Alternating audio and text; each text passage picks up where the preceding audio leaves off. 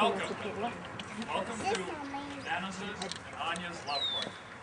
We're gathered here today to celebrate the marriage of Anya and Dan and to send them off to continue their adventure together. Anya and Dan have asked me to officiate the ceremony. They're atheists, you see, and did not want a solemn ceremony with candles and prayers. And it's all right. This is my first wedding. So it is Anya and Dan's first. So it is also all right. And I hope you won't put me down. For those of you who don't know me, my name is Simon. I am one of Anya's oldest friends, one of Dan's tallest. I like them both very much. I'm also a minister of love. Those of you who don't believe me, you can ask me after the ceremony and I will show you my diploma, the Love Seminar. Today, I'm channeling my powers of love to the lovely couple in front of us and through them to all of you. This, I hope, will make up for whatever it is that I'm lacking. Although it may seem so to some of you, Anya and Dan did not meet yesterday or even last month. There was a time long ago when they didn't even know each other. This being a celebration of their love, I think it is reasonable to be curious about how it is that they ended up standing in front of us. There are a number of things to be said about the bride and groom. Anya liked to eat French fries with maple syrup. Despite that, she managed to have friends. Dan went to nerd camp. For 2 years. He also has friends. Some of these friends and family will now recite a selective timeline of their relationship so that the rest of you are filled in.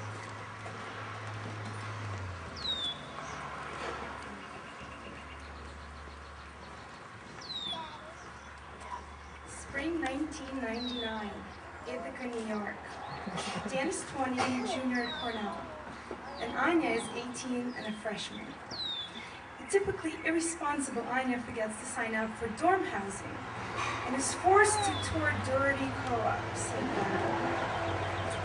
The typically lazy Dan has already planted roots at one such co-op, 660 Stewart Ave. She walks in and sees a giant nose. She reminds her of her father. Anya notes that Dan has very kind eyes. A good sign, given that Russians classify all eyes as either kind or fascist. Dan notes that Anya is cute, but appears to have a boyfriend. She comes back to the house a few days later for an ice cream social. She thinks she's a little too cool for the place. She's really not, and moves in the next fall.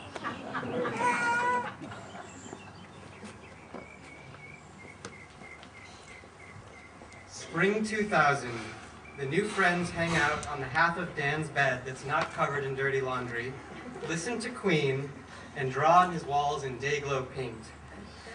Dan is the co-op's kitchen steward and forgives Anya for neglecting her kitchen duties.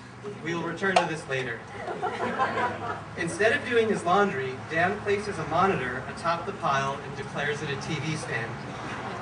They play Zelda together, and she learns and later plays the music for him with his brother on the piano. Late one night, in the 660 TV room, they watch Martha Stewart condescendingly assemble an enormous, many-layered, frizzled potato salad. They are the only two people on Earth who understand how delicious that salad must be.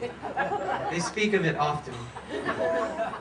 Another night, they sit on 660's pool table and tell one another stories of how they each fell in love the first time. They recognize some deep similarity manifested in the stupidly giddy smiles they have while telling these stories.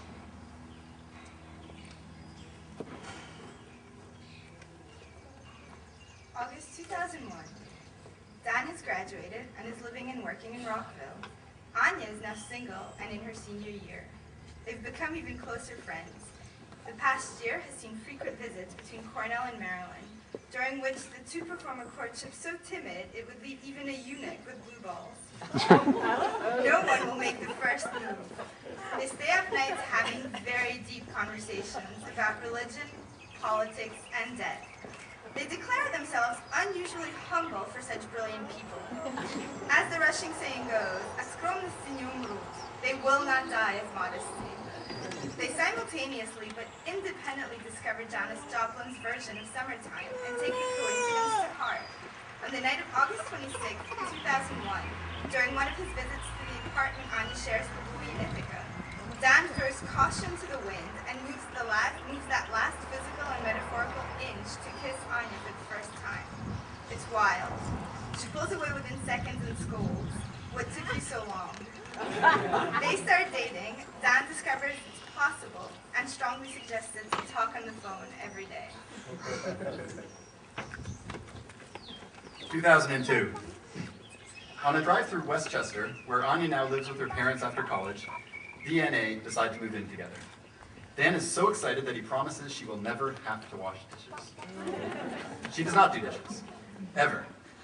She will later stipulate that this offer must extend into marriage, and he will agree, far more reluctantly this time, ruining the day he let her get away with shirking her kitchen duty. They go to Hawaii with Dan's family for Christmas and New Year's.